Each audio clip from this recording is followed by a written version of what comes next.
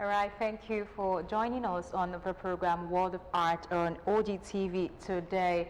It's been an amazing week, and today we're starting another fresh week, and we just bring you someone very much interesting on the program today. Don't forget, this program is brought to you by Prince Yemisi Shillon, legal practitioner, Africa's largest private art collector, grand donor and chairman of council, Yemisi Shillon Museum of Art.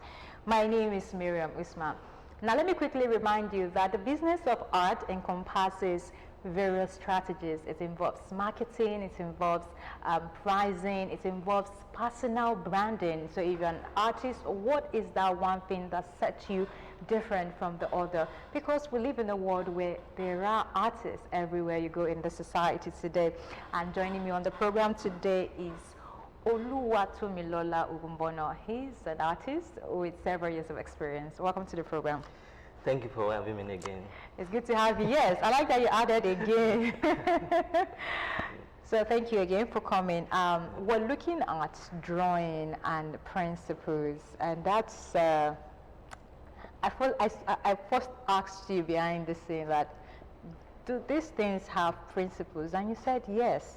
There are principles to it. So let's start by having a conversation around the principles of the art of drawing.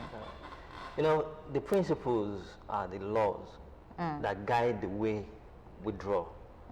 You know, when we are talking about the principles, we can't ignore the elements. The element of drawing, when you see a drawing, what do you see? You see the lines. You see the space, the way we use the space. You see the texture. So those are the elements of art, and the principles are the way we use the elements. So what are the principles? We have balance. As an interior decorator, when you are doing your interior decor, you need to follow the principles that guide drawing, because you need to see the way you use your space, the way you use your lines, the way you put each object in that space. So that's the principles. And before you go into your field as an interior decor, you need to look at the space and sketch it out. That's where drawing comes in for that aspect of profession. You need to sketch it out. You need to know how you arrange the space, and that's one of the major use of principle in some area of life. Okay, so if I get what you're saying now is that you need to know what guides what you're doing. So Exactly. for people who studied art in school, are these principles also taught in school, or is something like, is there like a handbook that has these principles written, or you have to learn the principles? How do you know of these principles? The principles are natural. Okay. But school opened their mind to it. Okay. That's why you see some people that not even studied art in school. When they do things, they do it naturally. But the school enhanced it. The school made us discover these things. Sometimes when we do some things, we are doing it because we think it's right. But when we now study it, we know, okay, this is the name of this thing I've been doing before studying it. Like I used to say, everybody see drawing as the hand. When we draw a piece of art and we hang it on the wall, but I see drawing as the means to an end. I see drawing as the means to an end. And what do I mean by that? With the drawing skill, you have the ability to do a lot of things. You have the ability to, to sketch as an entrepreneur. Before you create a kind of object, before you create a kind of product, you need to sketch it out. When you sketch it out, you need to do the lo-fi and hi-fi, to do the prototype, and to create the main product. That's where we need drawing. If you have an idea in your head, how do you show the world? How do you convert it to a product if you don't know how to draw? So, are you saying this for all types of business, or there are certain business? Because I know when you talk about entrepreneurship now, yes, and sketching and all of that, one business keeps coming to my mind, which of course is fashion design. Well, say you're not doing fashion designing, or you're not going to art, like art. We have one problem in Nigeria. We don't see the art in all skill. Fashion designing is an applied art. Oh. And a lot of people are jumping into fashion designing without learning the artistic part of it. That's why we have this thing of what I ordered and what was delivered. Because as a fashion designer, if you see a piece, you should be able to do the illustration. You should be able to know how the pieces are joined together. That's why you see one time ago when Abeokuta made a kind of suit, and a lot of people were copying it, and you see that they make a mess of the whole idea because the fashion designer don't know how to break down the whole design because they don't know how to draw. So the first thing is know how to draw. As a fashion designer, if you are studying fashion designing in Yabatech, or I have a friend that still went to Yabatech, she said she went to school to study fashion designing. What is she doing with drawing? You have to know how to draw. Fashion designer, cake, shoemaking, you must be able to draw. To create, because you have the idea in your head, how will you put it down if you don't know how to draw? That means you'll be following trend instead of creating trend. So that's it. Okay, that's interesting. Now, how do you inculcate all of these to personal styles? You know, for everyone, just like you've categorized them now, entrepreneurs, artists, just like that, we all have our styles of bringing all of these things. So how do you apply some of these principles into your personal style such that it makes you outstanding from every other one? You know, personal style is the product of personal experience. If what you have experienced in life affects your style. If you are a fashion designer and you are closer to, you are specialized in making children's style. If you are not close to children, sometimes moving closer to children influence the way you see the children's style. If you are closer to make the Italian styles, your personal experience will affect personal style. And now, ability to draw comes in again. Because you have this personal style, but you cannot create your trend. You cannot bring down your idea in paper as an illustration before you now turn it to the real product. How do you claim you have a personal style when you can't create your trend? We are following other people's trend. So that's one thing I'm saying. Personal style or not personal style, if you don't know how to draw, you cannot create your style. You cannot influence others to follow your style. All right, let me quickly inform our viewers that you can join us on the conversation by sending us messages via our social media handles, or you can call the number displayed on the screen. And when you do so, please try as much as you can to turn down the volume of your TV set. Today we are looking at drawing principles and its application. The phone line is open. Please call us and ask questions to our guest on the program today. Now, let's talk about the application of these principles. Okay. How or where are these principles applied? Are they applied in real life situations, businesses? I know you mentioned that having these things, knowing these principles cuts across how you do your work. So how is it also applicable to the industry, the society, you know, the practice of art in general? Maybe you should look at the society. When we get to a society, sometimes we know where we are with the environment, with what we see. When we get to Toku, what do we see? We see patterns. We see the patterns of our dress, patterns of this. But that's where the principle comes in. When you know the patterns we see in Itoku make us like, okay, we are in Itoku. When we see some city on the TV, we know that, okay, this is this city. When you see Paris, what is there? What is the the Torah? The Torah. When you see the independence thing, you know, principles of drawing affect the way we do we arrange our city, the way we arrange our life, the way we do our designs. Because design influences everything we do. If artists do not design it, you can't turn it to a real product. If artists do not, you know, design it, create it, we can't use it, and we can't turn it to what we use in our society. That's why I have a mentor who talks about the way we use glass glass everywhere in Africa that is filled with it. Why can't we use our natural material we see around, the mud, the bricks, and use it to design our environment. You know, that's where art comes in. Because he used to talk about Hawaii, that when you get to Hawaii, you see their style, you see their, when you get there, you know that this is Hawaii, because you see their clothing, everything they use there. We used to identify the society. So there is where art comes in, this is where drawing comes in, because it influences the way we arrange ourselves, the way we arrange our society. Okay, I like that you mentioned pattern now, and I like to think that pattern is also part of the principles of drawing. You know, there's also rhythm, and this goes alongside with individual perspective. You mentioned Hawaii now having a different pattern of whatever they do, different from what we are doing here. But for someone who is not actually aware and does his or her things separately, is there possibilities that he or she might be doing this practice in the right way? Almost everything is right as long as it follows the principles. You know, that's why we have different art movements.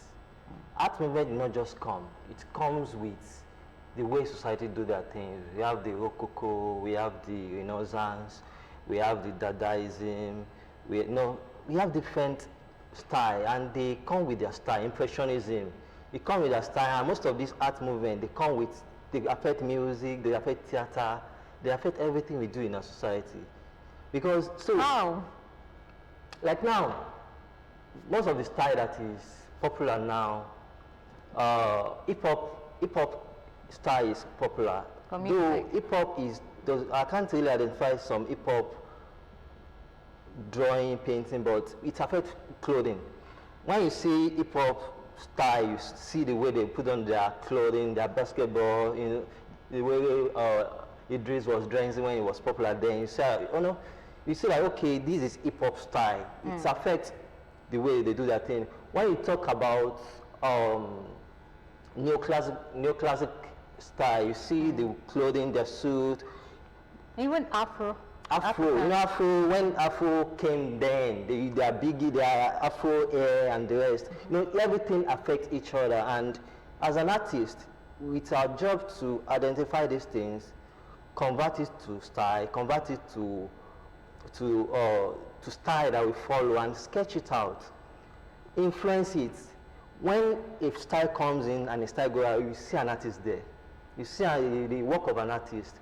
That's where the fashion artists have to sketch it out, know how to put it together to influence the style. We have, pop art too is very common now. The flashy colors, that's pop art, and it affects our clothing, it affects our design. You see the colors flashing and the rest. So everything work with each other. They move together. I'm liking where you are going now. It's saying these things affect our everyday lives, our dressing, our music, our foods. It's out there, and people who are not actually very conscious of this can also get lost along the way. And let's bring it back to Africans. You know, we all have our styles, we have our patterns, we have our rhythm. But part of the things you do as artists is trying to use your personal styles, your personal patterns and rhythms, and jump into trends, like things that are happening now, and then try a way of bringing these styles into what is happening in the current day situation. Now, do you think it's ideal for artists to do that? Do you think it's okay for artists to try to bring whatever they are? Do you think artists jump into trend or they create trends? I think they jump into trends. Check every trend you see. I mean, you talked about the clothing. Yes. Yeah. So an artist will see something somewhere and decide to bring it into clothes. A musical artist see something somewhere. Yes.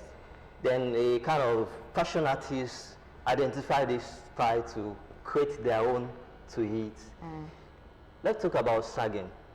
Sagging came with one music artist, and everybody started. It became a thing because people were pushing it. Musical videos, people were pushing movies, it, then drawings, everything. Yes. So that's it. Sometimes, most of the times, artists don't jump on trend. One artist creates a trend, others follows. Like you see artists now, you see some paintings, you see the black and red, dark theme. See the maybe dark background or dark face. One artist created it, others joined. And so that's that's how it happens. So you're of the opinion that artists are the one who creates these trends? Artists create trends. Artists are the one doing it. Check the fashion. Check everywhere. Artists create trends, others join. That's why we have different class of entrepreneurs. We have those that will create it. We have those that will follow.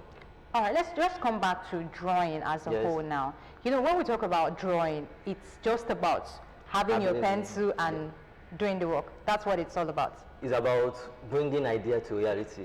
Okay. That's drawing. You have it in your head, or you have it somewhere, maybe in nature, and you copy the nature into your sketch. Well, most of the time when you see some product, you see that sometimes you may see curvy. That curvy is not just come from anywhere. They copied it maybe from figure eights. Maybe they copied the shape of a fruit. Maybe copy the shape of anything, and they turn it to a product. So before you create something, you need to have the ability to see the thing, maybe in your head or in the nature, then copy it, arrange it together, and turn it to a product. So that's where drawings comes in. You just need to be able to see it, copy it, and create. I've seen different types of drawings when it comes to painting, pencil rather. Yes. You know, I've seen some sketches that are very smooth, and then there are also kind of sketches that are very, I don't want to say rough, but you know, there's this straightforward. The arching, the cross arching. Yes, so let's talk about that. Yes. You know, in drawing, you know, we have to do different kind of drawing. We have sketch, we have the wireframe. When it's you only use lines to show the object.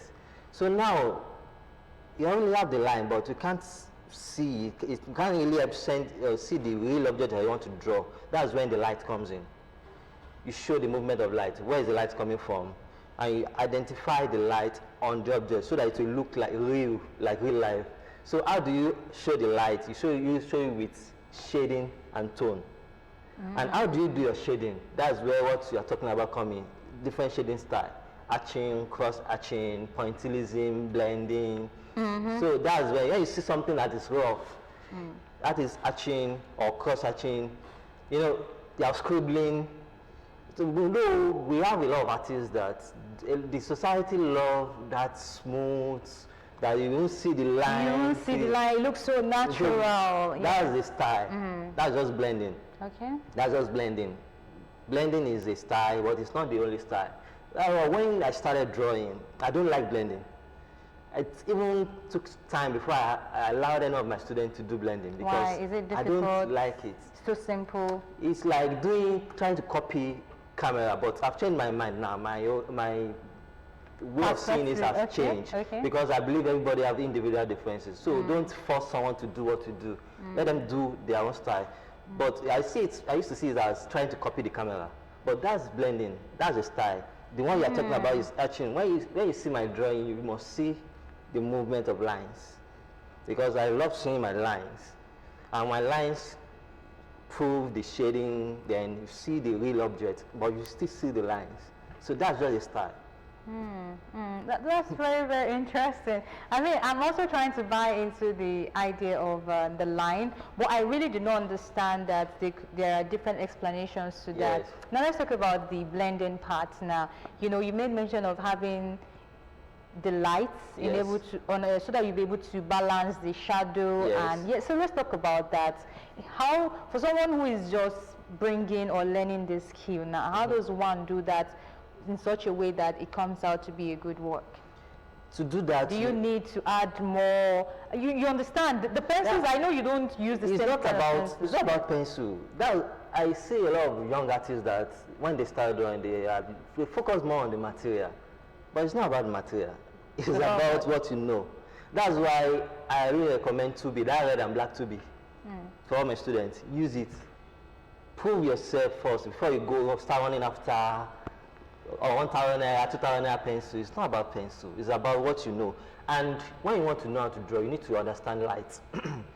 We have two types of lights: natural light, artificial light. We have artificial light here, but with natural light, we know we have only one source of natural light: sun.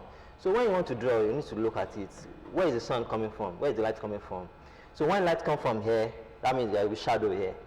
You know that? And then the intensity of the sun affects how dark the object is. Where the sun comes in, we have the first highlight for the first light, then second tone, the third tone, before we go to the darker tone, before we come to the shadow. So that's the only thing you need to know. You know, I used to say that everybody can draw, because I believe everybody can learn how to draw. Because when you know all these things, you just need to believe that you can do it. So when you believe you can do it, then learn it, and you'll be able to do it. So.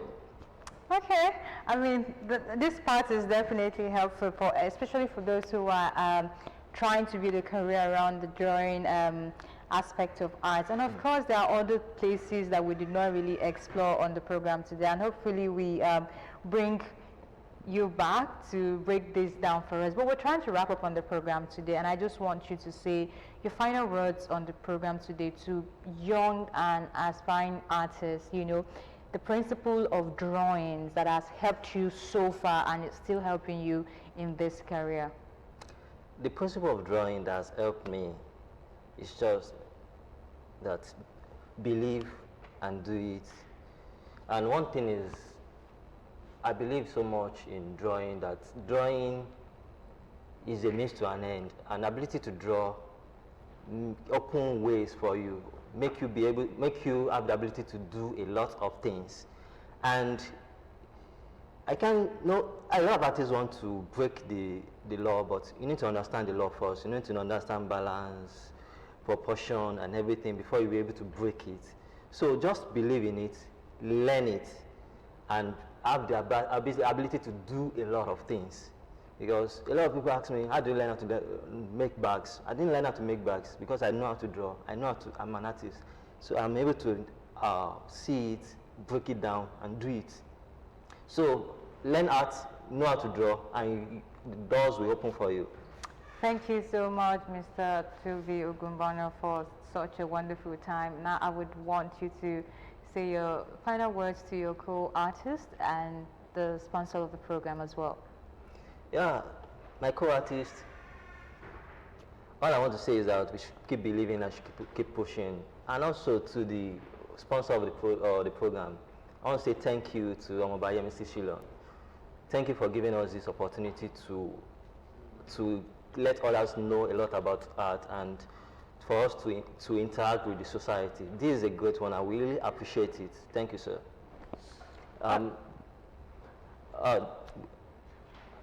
All right, this is how far we can go on the program today.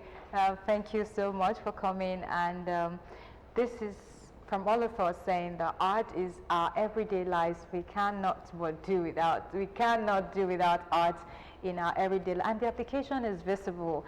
And this is where we bring you artists, and together we explore the wonders of art. My name is Miriam Usman. This program is brought to you by Prince Yemisi Shilon, legal practitioner, Africa's largest private art collector, grand donor and chairman of Council Yemisi Shilon Museum of Art. Next week I bring you another guest and we explore another branch of visual art. Until then, bye for now.